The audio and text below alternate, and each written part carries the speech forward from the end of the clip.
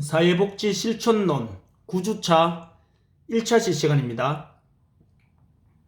자, 우리는 지난주 우리가 이 중간고사를 이제 끝내고 이제 이번 주부터는 이 9주차 이미 공지된 대로 온라인으로 이렇게 진행이 됩니다. 그래서 여러분들은 이 10주차 수업 오시기 전까지 아마 40분에서 한 50분 정도 되는 이 동영상이 2개가 아마 업로드 될 텐데, 이 2개의 동영상을 여러분들은 시청하시고 그리고 이제 10주차 수업에 오시면 될 것 같습니다. 그리고 10주차 수업에 오시면은 제가 이 중간고사와 관련해서 이게 질문사항이 몇몇 학생이 있었는데 이제 아마 공통적으로 많이 묻는 질문이 있더라고요. 그래서 그런 부분은 아마 여러분들도 충분히 같이 궁금해할 수 있는 부분이기 때문에 그 부분 제가 이 온라인 수업이 끝나고 우리 10주차 수업 때 잠시 공지해 드리고 계속 또 진도를 나가도록 하겠습니다. 그리고 우리가 10주차 때 제가 이 과제 관련해서 또 공지도 해드리겠습니다. 그리고 10주차에 제가 과제 공지를 해드리면은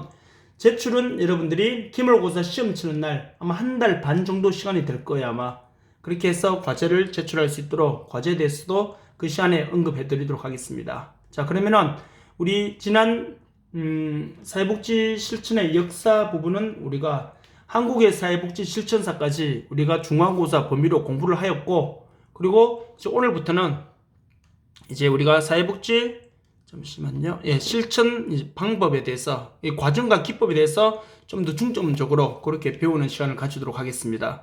그래서 이 내용을 보시면은 여러분들이 이 사회복지 실천 및 방법에서 과정과 기법이 중점적으로 나오는데, 이 실천의 정의나 뭐 이런 실천의 이유 이런 부분에 있어서는 우리가 3월 초에 수업할 때 우리 사회복지 이 실천 부분 처음 배울 때 우리 사회복지 실천의 개관 이 부분 할 때 나왔던 내용들하고 일맥 조금 비슷한 부분이 있어요. 하지만 우리 실천의 방법에 대해서 그 과정 기법을 하는 데 있어서 또다시 좀 중복되어서 나오기 때문에 우리 앞에서 했던 내용들과 굉장히 많이 중복되는 부분은 우리 간단하게 하고 넘어가고요. 그래서 이 과정과 기법에 대해서 중점적으로 배우는 그런 시간을 가지도록 하겠습니다. 자, 그래서요. 첫 번째 보시면은 먼저 이 사회복지 실천의 이 방법에 대해서 보면은 사회복지 실천의 정의부터 나옵니다. 이미 우리가 뭐 잘 아시는 대로 미국 사회복지사협회 NASW에서는 이미 사회복지 실천이 무엇이다, 사회복지 실천의 이 개념에 대해서 정의한 것과 같이 이 사회복지 실천에 대한 이 정의에서도 보면은 1973년도에 이미 우리가 잘 알고 있는 이 내용, 이 클라이언트 개인이나 아니면은 이 클라이언트는 대부분 개인이, 물론 집단 속에서도 개인이 있지만 개인인 경우가 대부분이지만 집단 또는 그 지역사회가 또 이렇게 어찌 보면은 이 클라이언트가 될 수 있는 거죠. 그래서 우리가 흔히 보편적으로 봤을 때 개인과 집단 또는 이렇게 지역사회로 하여금 사회적 기능에 관한 그들의 능력, 이것을 강화 또는 회복시켜주고, 그리고 무엇보다도 그들의 목표에 바람직한 사회적 환경을 만들어가는 것을 돕는 그냥 원조가 아니라 이 전문적인 원조입니다. 왜냐하면은 그냥 원조는요, 우리 대표적으로 봤을 때 자원봉사 활동이 보통 상대방 또는 이제 취약계층에 계시는 분들, 욕구가 결핍된 사람들 중에 그 욕구를 스스로 충족시킬 수 없는, 우리 흔히 일반적으로 말하는 클라이언트들, 이런 분들에 대해서 그냥 자선과 또는 뭐 시혜와 또는 뭐 이렇게 뭐 도와주는 그러한 행동들, 원조하는 것들, 이런 것들이 통상적으로 봤을 때는 자원봉사라면은 사회복지 활동은 자원봉사와 엄연히 구분돼야 되겠죠. 하지만 우리 많은 사람들이 또 특히 사회복지에 대해서 기본적인 지식이 없는 일반인들 같은 경우에는 사회복지를 그냥 다른 사람 도와주는 거, 그건 자원봉사 활동과 이렇게 같이 비슷하게 보는 경향도 있는데, 물론 틀렸다고 할 수는 없어요. 왜냐하면은 이 사회복지 활동 자체가 이미 누군가를 위하는 그런 활동이기 때문에. 하지만 사회복지 활동과 자원봉사의 큰 차이점이라 그러면은 뭐 여러 가지가 있겠지만 그 중에 가장 대표적인 것이 바로 이 전문적인 원조입니다. 이것이 자원봉사 활동과 가장 큰 차이가 있다는 것을 여러분들이 한번 염두에 두셨으면 좋겠고요. 자, 그래서 이제는 사회복지 실천의 이유, 다시 말씀드리면은 왜 우리가 필드에서 여러 각계각층의 이 어려움에 직면해 있는 클라이언트들을 만나서 그들에게 이 사회복지를 해야 되는 이유가 무엇인지, 뭐 굉장히 추상적으로 말한다면 사회가 어려우니까, 이 어려운 사회에서 욕구가 결핍된 사람들이 많이 있으니까, 근데 그 결핍된 욕구를 스스로는 충족할 수 없는데 또 충족이 안 되니까 인간다운 생활을 못하니까, 그렇기 때문에 사회복지가 필요하지 않느냐? 물론 맞아요. 하지만 우리가 여기에서는 좀 추상적인 부분을 조금 더 우리가 작게, 좀 협의적인 입장에서 좀 더 줄여서 그렇게 구체적으로 살펴보도록 하겠습니다. 그래서 보시면은 전문직으로서의 사회복지사는, 자, 전문직으로서의 사회복지사라고 그랬죠? 그렇기 때문에 뭐가 돼요? 아까 전에 미국 사회복지사 협회에서 했던 것처럼 이 자원봉사와 또는 기본적인 원조가 바로 사회복지와 다른 이유는 이 전문적인 원조라고 그랬잖아요. 이것처럼 사회복지 실천의 이유는 전문직으로서의 사회복지 활동입니다. 그 말은 국가에서 정한 그러한 어쩌면 공식적인 그러한 이제 국가 자격증을 획득한 사람이, 국가 자격증을 획득했다는 것은 그 소정의 교육 과정을 다 이수한 후에, 그리고 국가에서 정한 그 법령에서 정한 실습을 다 통과하고 나면은 결국 국가에서 그 자격증이 주어지는 거죠. 그래서 전문직으로서의 사회복지사는 다양한 역할을 담당해야 되는데, 우리 다양한 역할을 담당해야 한다고 우리 여기서는 이미 아실 거야. 아마 여러분들이 우리 어제래 죄송합니다. 지난 우리가 앞선 중간고사 이전 수업 시간에 사회복지사의 역할에 대해서 우리 살펴보았잖아요.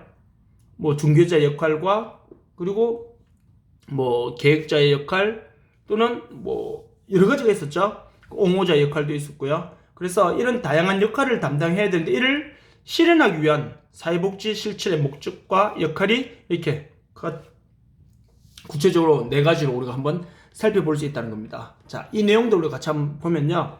자, 여러 가지 역할 중에 아마 우리 중간고사 중에서 저도 지금 몇 과목을 시험을 치다 보니까, 제가 찾는 게 아니라 조사 방법론하고 또 가족 복지론하고 이렇게 같이, 특히 가족 복지론을 내다 보니까 실천 부분하고 자꾸 겹치는 부분이 있어가지고, 가족 복지론에서 보면은 아마 거기도 거의 가족 사회복지사의 역할이 또 나오거든요. 아마 제 기억으로는 실천론에서는 중개자의 역할, 옹호자 역할이었나요? 중개자 아니면 옹호자 역할이 아마 답이었던 걸로 기억나는데 문제를 다시 봐야 될 것 같아요.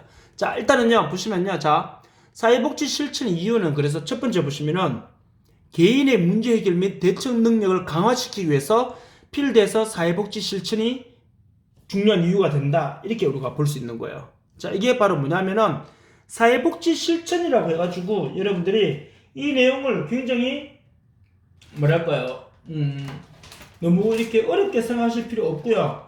사회복지 실천이라 그러면은 아마 제가 우리 중간고사 시험에도 잠깐 나왔던 것처럼, 우리 뭐 사회복지 실천의 뭐 그런 역사나 뭐 그런 내용을 보면은 거기에서도 우리가 이미 잘 알고 있는 것처럼, 사회복지 실천이라 그러면요, 여러분들이 아마 우리 앞선 수업 시간에도 제가 말씀드렸을 거예요. 아마 기존에 우리나라는 기존에 개별 사회사업과 집단 사회사업이 없어지게 돼요. 왜냐하면 2003년도에 사회복지사 자격취득 국가 고시제가 도입되거든요, 우리나라가요. 그래서 기존에 있었던 개별 사회사업과 집단 사회사업이 없어지고 사회복지 실천론과 사회복지 실천 기술론으로 변경이 됩니다. 2000년도부터. 그래서 2000년도부터는 사회복지 실천이라는 용어를 공식적으로 우리가 사용하게 된다는 거. 아마 이거 객관식으로 시험 문제도 있었었죠. 그렇기 때문에 자, 그 내용을 본다면요, 결국 이 사회복지 실천이 필요한 이유는 우리 필드에서 다양한 분야에서 개인의 문제가 발생해서 그 문제가 어찌 보면은 자신이 인간다운 생활을 할 수 없을 만큼 그런 어려움에 처하게 되는 경우가 있단 말이에요. 그래서 개인의 문제 해결 및 대처 능력을 강화시키는 것이 사회복지 실천에서 그러한 어찌 보면은 이제 개입 프로그램이나 아니면은 역량 강화 프로그램을 통해서 개인이 직면한 그 문제를 해결할 수 있도록, 스스로 해결할 수 있도록 인파워먼트 시켜주는 거죠. 그래서 개인의 문제 해결 및 대처 능력을 강화시키기 위해서 사회복지 실천은 필요하다. 결국 사회복지 실천은 무엇이다? 필드에서 여러 가지 문제에 직면해 있는 그 개인들에게 역량 강화 프로그램이나 그 문제를 해결하고 앞으로 또 그와 유사한 문제가 발생했을 때 스스로 그 문제를 해결할 수 있는 그러한 역량이 생길 수 있도록 여러 가지 지원하는 그러한 프로그램들, 이것이 사회복지 실천이잖아요. 그래서 그렇게 하는 이유가 바로 뭐다? 개인의 문제 해결과 대처 능력을 강화시키는 것. 여기서 말하는 이 대처 능력 강화라는 것은 지금 이 A라는 문제로 인해서 내가 어떤 문제 때문에 클라이언트가 되었거나 아니면 그것 때문에 많이 힘들어하고 있는 상황이에요. 그런데 추후 이 문제가 어떻게 된다는 거예요. 프로그램을 통해서 해결되고 나면은 앞으로는 그 문제를 내가 이제 스스로 해결할 수 있는 역량까지 키우는 거죠. 대처 능력을 강화시키는 겁니다.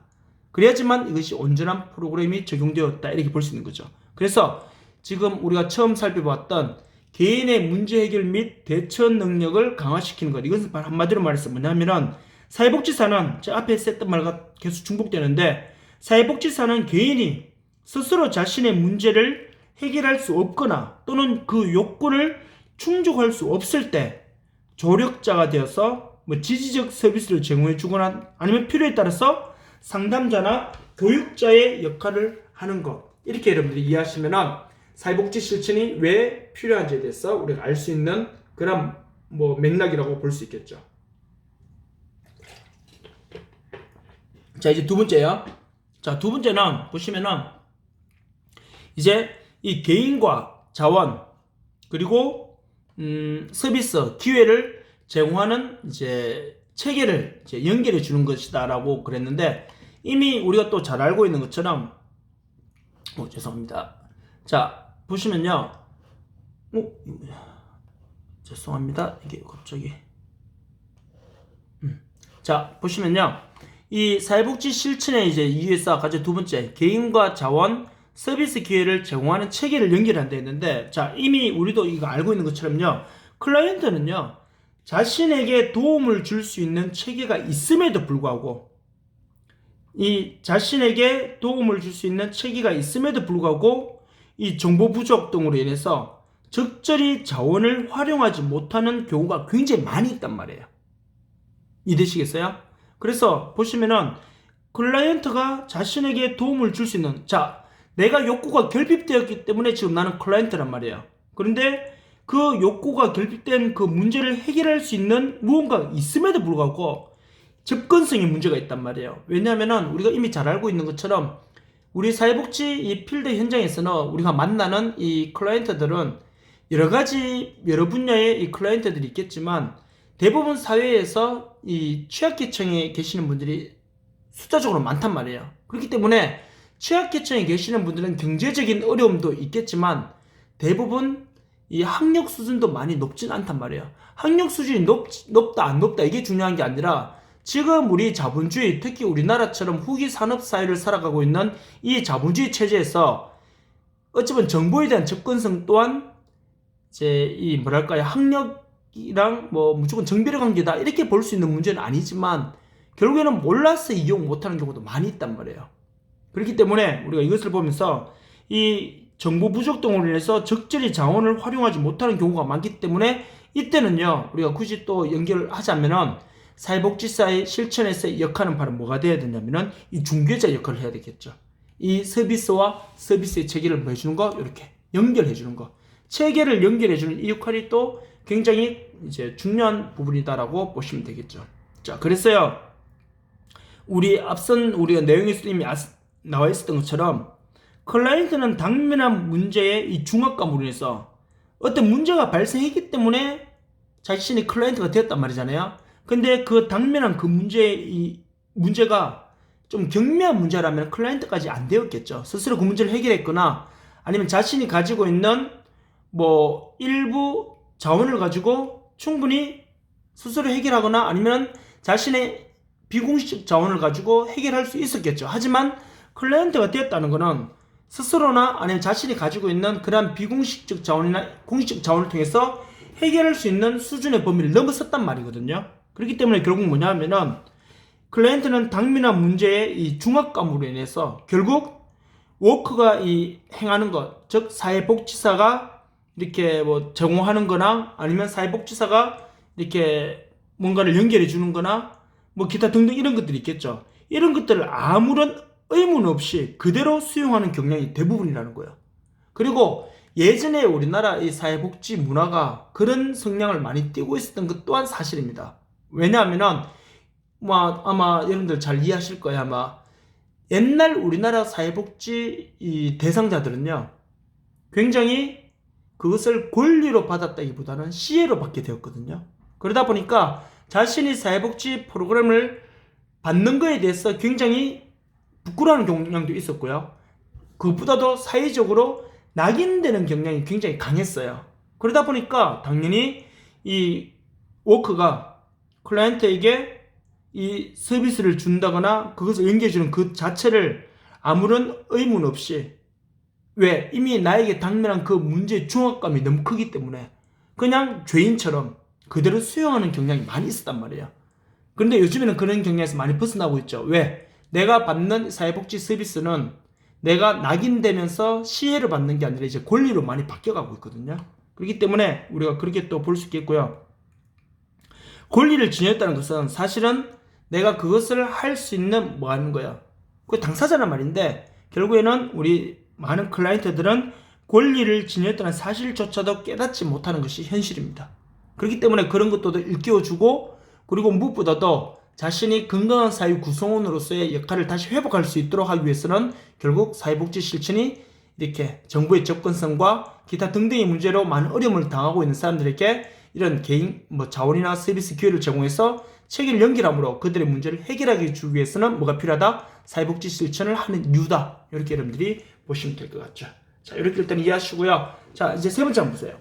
세 번째는 바로 뭐냐면은 이제 체계의 효과적이고 인도적 운영을 촉진시키는 거라고 그랬어요. 자, 이거는요. 자, 효과적이고 인도적인 운영 이렇게 나오면요. 우리가 제일 먼저 생각해야 될 게 바로 뭐냐면은, 자, 첫 번째는요.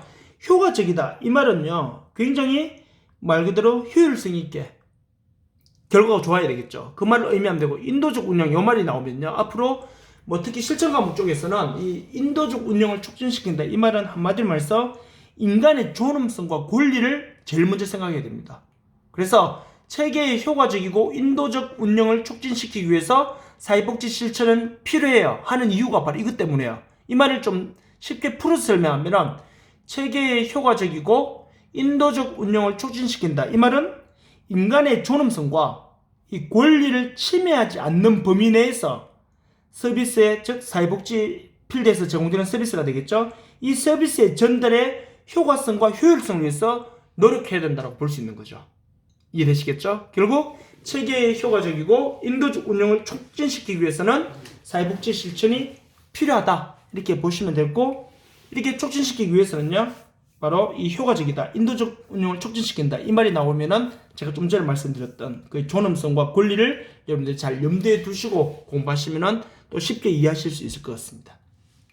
자, 이제 마지막으로요. 사회복지 실천의 이 필드에서 사회복지 실천이 필요한 이유, 즉 사회복지 실천을 해야 되는 이유, 마지막이 바로 뭐냐면은 사회 정책의 이 개발과 결국 그 향상에 기여하는 거라고 그랬어요.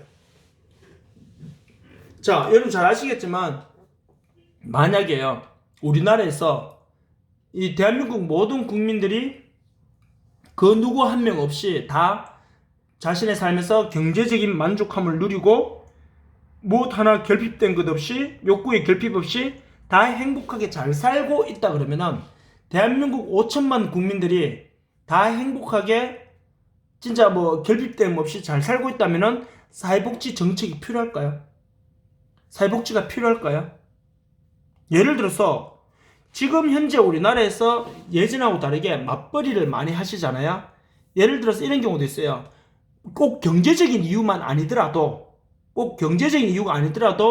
자신의 삶의 어찌 보면 만족도를 높이기 위해서, 자신의 자아를 실현하기 위해서 일을 하시는 여성들도 많고 남성들도 많단 말이에요. 그런데 좀 안타깝게도 대한민국에서 이 맞벌이를 하는 이유가 1위가 바로 뭐냐면은 후기 산업 사회에서 혼자 벌어서 맞벌이를 하지 아니하고 혼자 소득으로는 후기 산업 사회를 풍족하게 살아갈 수 없기 때문에, 그래서 부부가 맞벌이 하는 경우가 대부분이라는 그런 통계 결과가 나와 있어요. 그 말은, 그건 뭘 의미하냐면은, 맞벌이 하는 이유가, 다시 말하면은, 뭐 돈이 그냥 남편이나 아니면은 배우, 와이프가, 부인이 남성이든 여성이든 돈을 한 명이라도 많이 벌어오면은 그러면은 맞벌이를 안 하겠다 이런 말이잖아요. 한마디로 말했어요.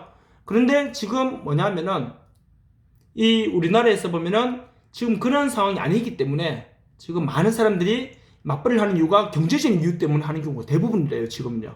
그래서 우리가 그런 것을 보면서 맞벌이 부가 많이 생겨남으로 인해서 돌봄의 공백이 발생하거나, 근데 여기서 우리가 꼭 기억하셔야 될 건 바로 뭐냐면은 맞벌이 부부가 늘어났다는 것은 예전에는 여성들이 일하는 비율이 낮았는데 그 여성들이 예전에는 가정에서 돌봄 기능과 가사 기능을 전담했는데 이제는 여성들이 사회로 나오니까 돌봄 기능에 공백이 발생했다. 이렇게 말을 많이 하거든요. 근데 구체적으로 보면, 현실적으로 보면은 그렇게 말할 수는 있지만 실상 그 말은 틀린 말이죠. 왜요? 그 말은 바로 뭐냐면은 굉장히 양성평등에 어긋나는 내용이거든요. 왜냐하면은 여성들이 사회에 나와서 직업을 가졌기 때문에 돌봄의 공백이 발생했다. 이 말은 다른 말로 하면은 가정에서의 돌봄과 가사노동은 여성의 전유물이었다. 이렇게 우리가 단정하는 거예요. 절대 아니죠. 가정의 가사노동과 이 육아나 아니면은 돌봄 기능은 남자와 여자가 같이 해야 되는 겁니다. 같이 해야 되는 건데 우리가 사회 인식이 아직 그렇게까지 인지 개선 교육을 통해서 많이 뭐 나아지고는 있는데 아직까지 우리나라가 갈 길이 좀 먼 거죠. 자, 이렇기 때문에 자 보세요. 결국 우리 사회에 당면한 취약계층 사람들이 당면한 문제도 있겠지만 우리 일반 서민 가정, 일반 중산층 이상 사람들을 삶에도 성인지 개선 교육도 사회복지 정책에 들어가거든요. 그렇기 때문에 그러한 것들도 우리가 다 포함한다면은 이러한 사회복지 실천에서 즉 필드에서 사회복지 이런 실천을 하는 이유는 이런 보다 더 나은 그러한 사회 정책을 개발하기 위해서 이것이 사회복지 실천이 필요하다 이렇게 우리가 볼 수 있는 거죠. 그래서 결론 드리면요, 사회복지사는 자 사회 정책의 개발과 향상에 기여하는 것이 사회복지 실천하는 이유라 했는데 이 말은 다른 말로 하면은 사회복지사는 지속적으로 생활의 문제를 다루고 있기 때문에 이해되시나요? 사회복지사 자체가 생활의 문제를 다루고 있잖아요. 예를 들어서 뭐 취약계층, 특히 지금 코로나 시대에 취약계층이 당면하고 있는 경제적인 문제, 취약계층에서 자녀 학습 교육의 공백 문제, 또 뭐 취약계층 사람들의 어제 취업 문제, 이거 꼭 취약계층에 한정할 필요는 없겠죠. 지금 코로나 시대로 인한 취업 문제는 우리 20대 어찌 보면은 가장 뭐랄까요 고인력인 가장 고급 인력인 20대들이 지금 취업난에 지금 허덕이고 있잖아요. 그렇기 때문에 그런 문제 또는 그로 인해서 발생하는 생활고 그 조성 과정 자녀들에 대한 특히 코로나 시대의 이 학습의 공백 또 생활 문제 경제적인 문제 또 다문화 가정에 또 직면한 여러 가지 문제들 이런 문제들을 누가 다루고 있냐면 필드에서 사회복지사들이 다룬단 말이에요. 바로 그처럼 사회복지사는 지속적으로 이 인간의 삶의 생활 문제를 다루고 있기 때문에 사회 정책의 변화의 필요성을 위해서 노력해야 될 이유가 또 있다는 겁니다. 그렇기 때문에 우리는 뭐 그로 인해서 결국 어떻게 됩니까? 어찌 보면은 이 다문화 가정에 이제 직면해 있는 여러 가지 한글 교육이나 이런 거 그로 인해서 한글 교육을 뭐 이렇게 지원할 수 있는 프로그램 정책이 만들어졌잖아요.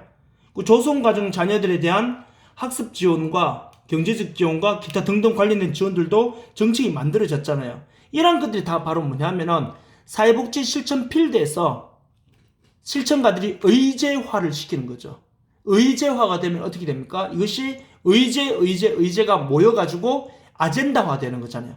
아젠다화가 되면은 대중의 이슈를 얻게 되면은 그 문제를 해결하기 위해서 정책이 만들어지고 정책이 만들어지면은 어떻게 될까요? 그 문제를 해결할 수 있는 서비스가 만들어지기 위해서 바로 예산이 책정이 되고 서비스가 나가게 되면 문제는 서서히 이제 해결될 수 있는 그런 이제 상황이 직면하게 되겠죠. 그래서 여러분들이 보시는 바와 마찬가지로 이렇게 사회복지 실천을 하는 이유는 바로 이러한 것들, 개인의 문제 해결 및 대처 능력을 강화시키는 것, 이것이 사회복지 실천하는 이유입니다. 그리고 이 클라이언트들은 자신들이 직면해 있는 그 문제의 중압감으로 인해서 현재 뭐 많은 이제 여러 가지 뭐랄까요, 이 정보에 대한 접근성이나 뭐 기타 등등의 이런 문제들이 많기 때문에 개인과 자원, 서비스 기회를 정화하는 체계를 연결하기 위해서 또는 체계의 효과적 인도적 운영을 촉진시키기 위해서 사회복지 실천하는 것이고, 마지막에 제가 말씀드렸듯이 사회의 여러 분야에서 여러 사람에게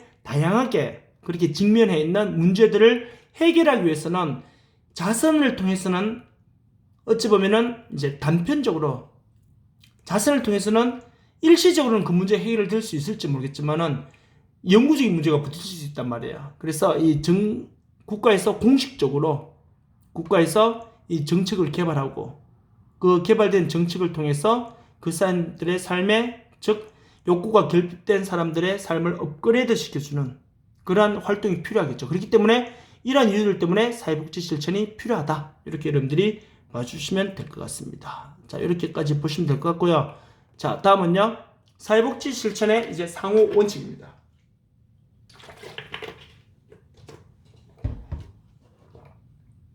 자, 보시면은요, 이 사회복지 실천의 여러분들이 이 상호 원칙에서는, 자, 먼저 보시면은 일단 사회복지 실천은 사회복지사와 이 클라이언트 간의 뭐 원조적이고 전문적인 관계를 통하여 이루어진다라고 이렇게 나와 있는데, 뭐 당연한 거죠. 왜냐하면은 제가 계속 오늘 이 시간 앞시간 뭐랄까요, 첫 시작할 때부터 말씀드렸는데 사회복지 실천 그 자체가 전문적인 원조거든요. 그냥 자원봉사와 그냥 일반적인 원조가 아니라 전문적인 원조란 말이에요. 그 말은 사회복지사의 직업이 전문 직종이죠.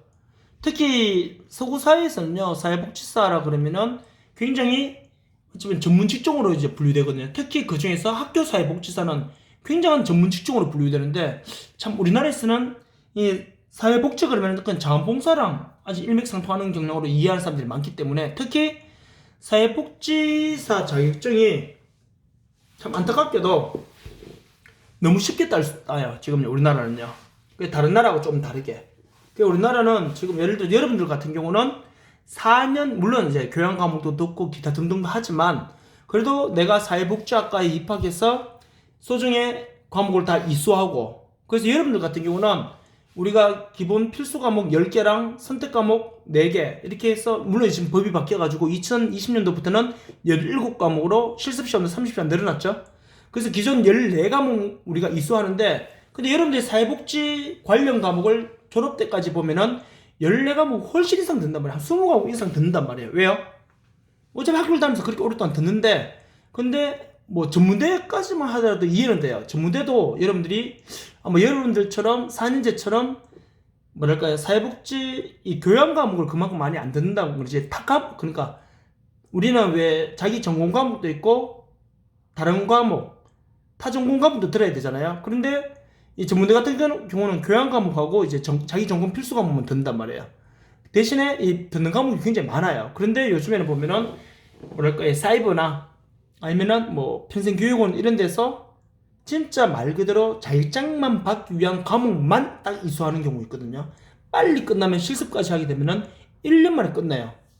그렇기 때문에 4년에 걸쳐서 많은 지식도 듣고 공부도 하고 사례도 보고 실습도 하면서 사회복지사가 만들어져야 되는데, 이거는 그냥 뭐랄까요, 운전면허증 따듯이 뭐 그렇게 후다닥 해가지고 1년 동안 막상 물어보면은 모르는 사람들이 대부분이고, 온라인으로 하니까 그냥 켜놓기만 하고 수업 영상 켜놓기만 하고. 자, 제가 왜 지금 하냐면요, 지금 뭐 아까 전에 화면 하나 나온 거 있었잖아요.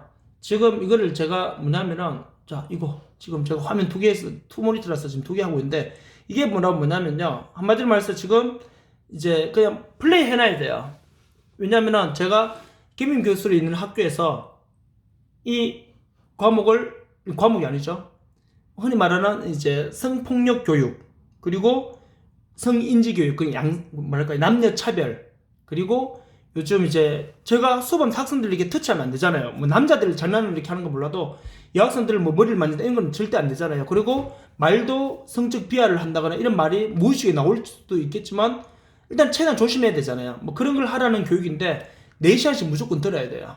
그렇기 때문에 어찌 보면은 지금 이제 뭐냐면은 요거는 아까 제가 보여드렸던 거, 이게 이제, 자, 요거는 뭐냐면요, 이제 뭐 뭐랄까요? 뭐 여성가족부에서 하는 거 이런 건데 요거를 그냥 학교에서 지금 켜놔래 이거를요. 그러면은 이제 뭐 우리가 수업을 들었다 안 들었다 이런 걸 따라가지고 자 잠깐만요. 이렇게 하는데 자 이런 것처럼요. 대부분 보면요. 우리가 이 뭐랄까요? 이 필드에서도 우리가 잘 알고 있는 것처럼 이 사회복지사들이 하는 일들이 보면 굉장히 전문적이거든요. 근데 그래서 나중에 여러분들이 아마 잘 아실 거예요. 아마 필드에 나가 보시면은 특히 지금 4학년들은 지금 현장 실습을 하고 오신 분들은요. 이제 필드에서 하시는 분들 일을 보면요. 그래서 가능하면은 여러분들은 나중에 실습하실 때 좀 큰 기관에 가서 하시는 게 좋아요. 좀 더 광범위한 일을 하는 기관에. 그러면은 이 더 전문적인 일을 우리가 간접적으로 학습할 수가 있거든요. 그래서 그런 걸 본다면 굉장히 전문적인 활동이거든요. 그래서 우리가 사회복지 실천에서의 원칙이 보면은 사회복지사와 클라이언트 간의 원조적이라는 건요. 자원봉사를 통해서도 할 수 있어요. 근데 더 구체적인 게 뭐예요? 전문적인 관계를 통해서 이루어집니다. 결국에는요. 그래서 이 부분을 여러분들이 잘 좀 이해하셔야 되겠죠. 결국 자 보세요. 관계의 궁극적인 목적은요. 클라이언트가 자신과 사회 환경 간에 보다 효율적인 적응을 하도록 돕니다. 자, 결국 뭐냐면은 이 사회복지사가 이 클라이언트 간의 이 관계에서 이 전문적인 관계를 유지하게 되면요. 클라이언트는 그 부분들이 자신에게 학습이 되거든요. 그렇게 학습됨으로 인해서 자신이 그 환경에서 결핍된 여러 가지 요인들을 해결하는데 좀 더 큰 도움을 줄 수 있는 내용이 될 수 있다. 뭐 이렇게 여러분들이 이해하시면 될 것 같습니다. 자, 이렇게 보시고요. 자, 그렇다면 이번에는요. 구체적으로 이 사회복지 실천 필드에서 사회복지 실천 활동을 하는 그 필드에서 클라이언트와 이 사회복지사 간의 전문적인 관계를 위해서는요. 자, 뭐 여러 학자들이 많이 나오는데 대부분 많은 사람들이 학자들이 이 비에스텍이 언급했던 이 클라이언트와 워크 간에, 즉 다시 말하면 사회복지사와 이 클라이언트 간의 원조관계 형성을 위한, 다시 말하면 건강한 관계를 위해서 서로가 서로에게 지켜야 될 7가지 원칙에 대해서 언급을 해놨어요. 그래서 우리 흔히 말하는 비스틱의 7가지 원칙, 우리가 이렇게 표현을 많이 하거든요. 그래서 여기 보면은요, 이 7가지 원칙이 잘 지켜질 때 클라이언트와 이 워크 간의 관계가 전문적이고 원조적인 관계가 될 수 있다는 거예요. 단순히 자원봉사 활동하는 게 아니라고 말씀드렸잖아요. 그래서 여러분들이 이 베스텍이 언급한 7가지 원칙은 여러분들이 아마 별표 하나 해놓으시고요. 잘 좀 알아놓으셔야 될 겁니다. 이거는 제가 아마 여러분들 아마 저한테 결혼 수업 듣는 학생들은 이 베스텍 7가지 원칙에 대해서도 아마 한번 들어보셨을 겁니다. 자, 그러면요. 이 개별화부터 먼저 한번 볼게요.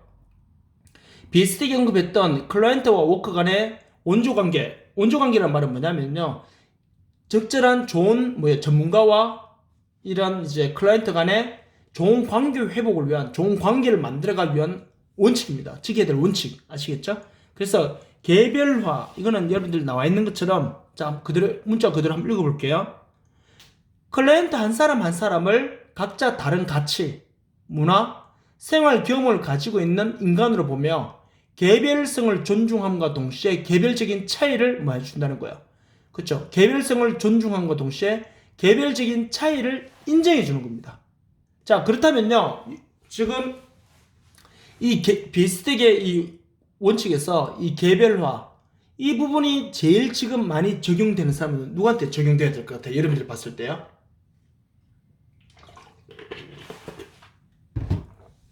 여러분들 지금 보셨을 때 우리가 많은 지금 언론과 TV를 통해서요, 대중매체를 통해서 우리에게 많이 지금 알려지고 있는 것 중에 우리를 좀 화나게 하는 장면들이 많이 나오잖아요. 그 중에서 특히 요즘 해외 저널이나 아니면은 뉴스에서 굉장히 많이 이슈화되고 있는 게 바로 뭐예요? 특히 코로나 이 바이러스 이후에 코로나 바이러스가 어디서 시작되었어요?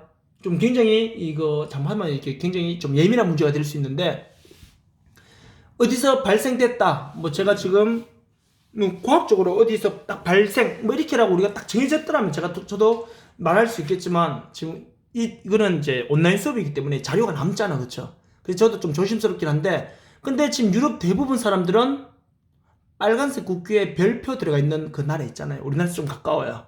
북한에서는 더 가까운 나라가 하나 있어요. 그 나라에서 시작된 걸로 그렇게 현재 많이 알고 있잖아요, 일반 사람들이요. 그렇기 때문에 결국 뭐냐면은 지금 전 세계적으로 어떻게 돼요? 완전 패닉 상태가 돼버렸잖아요. 팬데믹 그런 상황이잖아요. 그런데도 불구하고 그렇기 때문에 특히 서구 사회에서는요, 안 그래도 아시아인에 대한 차별이 굉장히 많았죠. 그런데 요즘 최근에 들었었는요, 아시아인에 대한 무차별적인 폭행이나 심지어 총기 사고나 목숨을 앗아가는 그런 문제까지 굉장히 많이 발생한단 말이에요. 그렇기 때문에 자, 개별, 제가 지금 이거는 사회복지를 넘어선 금방 아시아인에 대한, 즉 이 동양인에 대한 이제 이 차별, 인종차별 뭐 이런 거는 제가 지금 사회복지 그거를 좀 넘어서서 말씀드렸는데, 일단 그래서 개별화라는 개념은 바로 뭐냐면요, 일단 한 사람 한 사람을 각자 다른 가치를 가지고 있고 다른 문화를 가지고 있는 그런 한 명의 특별한 존재로 봐주는 거예요. 그렇기 때문에 개별적인 차이를 인정해주는 거예요. 그대로. 그 사람은 그 사람 그대로 인정해주는 겁니다. 그래서 여기서 우리가 또 하나, 여러분들이 여백이 하나 써놓으실 분 써놓으세요. 여기서 그래서 중요한 게 바로 뭐냐면요, 맞고 틀리고를 결정해주는 건 아닙니다. 여기서요. 물론 비심판적 태도할 때 그 부분도 다시 나오겠지만 그건 그때 가서 다시 말씀드릴게요. 일단 개별화에서도요, 동양인들이 틀렸기 때문에 차별당해야 된다, 동양인들이 잘못했기 때문에 차별한다, 이런 맞고 틀리고의 문제는 아니에요. 지금은요, 있는 그들의 모습에서 개별적인 차이를 인정하는 것이 바로 뭐냐면은 개별화입니다. 그래서 이건 한마디로 말해서 이렇게도 우리가 표현할 수 있어요. 보세요. 사회복지사가 두 A, B 다문화 가정 어머니를 만나게 돼요. A라는 다문화 가정 어머니는요, 이 자녀의 어찌 보면은 학교 부적응 문제 때문에 힘들어 하시는 분이에요. 그리고 B라는 다문화 가정 어머니도 자녀 학교 부적응 문제 때문에 지금 힘들어 하시는 분이에요. 그래서 이 사회복지사가 다문화 가정 어머니 A, B 사람을 따로따로 만나게 되는 거예요.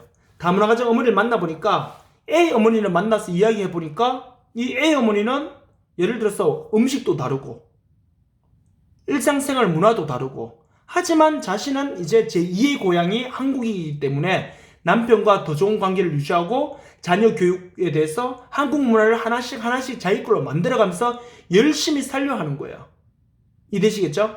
열심히 살려 하는데, B라는 예를 들어서 어머니도 또 이렇게 열심히 살려고는 했지만 그렇게 안 살아지는 경우도 있잖아요. 왜? 힘들기 때문에. 음식이 잘 아시겠지만 여러분들도 외국 여행 오래 가신 분들은 잘 알잖아요. 그 나라 음식을 먹어도 사람 죽지는 않아요. 하지만 입맛도 없고 막 이렇게 향수병에 막 젖어들잖아요. 특히 어학연수 가거나 유학 가는 사람들 같은 경우는. 그러면 우리가 어떻게 하냐면, 저 사람 저렇게 잘하는데, 이건 또 나중에 수용하고 또 비슷한 내용이 될 수도 있지만요, 개별은 그래서 뭐냐면은, 이 사람은 여기 와서 이렇게 적응을 잘한다 하더라도 적응하지 못하는 사람과 비교를 하면 안 되는 거예요. 아까 한국 문화에 잘 적응하는 A라는 어머니와 한국 문화에 잘 적응하지 못하는 B라는 어머니, 똑같이 자녀 학교 부족 문제를 똑같이 경험하고 있지만 그래도 A라는 어머니는 한국 생활에 열심히 다 하려고 하고 있고, B라는 어머니는 이제 힘들어하고 있고, 그러면은 B라는 어머니에게 가서 A 어머니도 당신하고 똑같은 상황인데 왜 이렇게 당신은 힘들어하느냐, 이렇게 하면은 안 된다는 거예요. 아시겠죠? 바로 어떻게 클라이언트 그 한 사람 한 사람에 대한 그 사람의 가치, 그 사람의 생활 패턴, 그 사람의 개별성을 뭐 해줘야 한다는 거예요? 존중해 주는 거죠. 그래야지만 뭐가 되는 거예요? 워크와 클라이언트 간에, 워크가 클라이언트에 대한 개별화를 존중해 줄 때, 비교가 아니라 비교를 해서 이 사람을 절하시키는 게 아니라 있는 그 사람의 그 모습을 그대로 차이를 인정해 줄 때 둘의 관계는 신뢰가 쌓이게 되고 라포가 형성되면서 클라이언트의 문제를 빨리 해결할 수 있는 뭐가 생길 수 있는 거예요. 그렇죠. 하나의 계기가 만들어지는 거죠. 클라이언트는 사회복지사를 신뢰하게 되고, 사회복지사는 클라이언트에 대한 적극적인 개입을 할 수 있게 되고, 즉 우리 표현하면 라포가 만들어지겠죠. 그렇게 되면은 당연히 클라이언트와 워크 간의 이 적절한 건강한 원조 관계가 형성이 되겠죠. 그렇기 때문에 개별화는요, 클라이언트 그 사람 한 사람에 대한 가치를 인정해 주는 겁니다. 인정해 주는 어떤 가치? 개별적인 차이를 그대로 하는 거예요. 비교하는 게 아니라 차이를 인정해 주는 겁니다. 그것이 바로 이 워커와 클라이언트 간에 지켜야 될 첫 번째 원칙, 베스트 언급한 이 개별화의 원칙입니다. 이 부분을 여러분들이 잘 이해해 주시기 바랍니다. 그래서 지금 동양인에 대한 인종차별이나 기타 등등 이런 것들이 개별적인 것에 대한, 다름에 대한, 가치에 대한, 문화에 대한 차이를 인정 안 하니까 모든 것이 그렇게 깨져버리게 되겠죠. 그 클라이언트 워커 간에도 그런 차이가 인정이 안 되면은 라포가 형성이 안 되겠죠. 그래서 그런 어찌 보면은 이제 위험한 관계까지 갈 수 있고 문제가 해결이 안 되겠죠. 그렇게 일단 여러분 잘 이해하시면 되겠고요. 자, 두 번째 이제 의도된 감정 표현인데 의도된 감정 표현부터는요. 우리가 9주차 2차시 시간에 제가 윤이어서 계속 하도록 하겠습니다.